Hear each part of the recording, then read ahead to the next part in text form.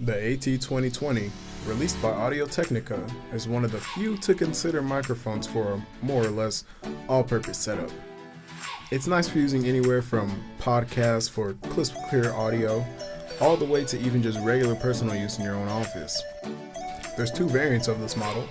I have here with me the XLR variant, but there's also a USB variant of the same mic for easy access to plugging into your computer.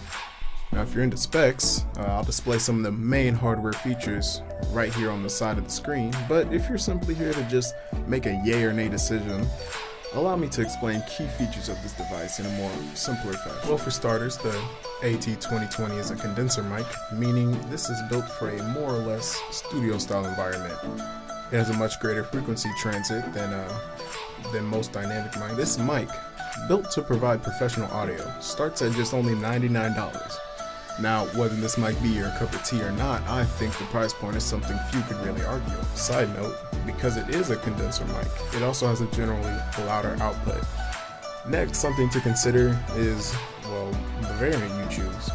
If you buy the XLR version, then, well, you'll need a mixer or some form of an audio device that allows you to use phantom power, a requirement this mic needs to be able to use it. Again, this mic is built for a studio or professional workspace as such. That being said though, if you do buy the USB variant, it doesn't require phantom power to use. A takeoff is it doesn't have as big a range and frequency like its XLR counterpart.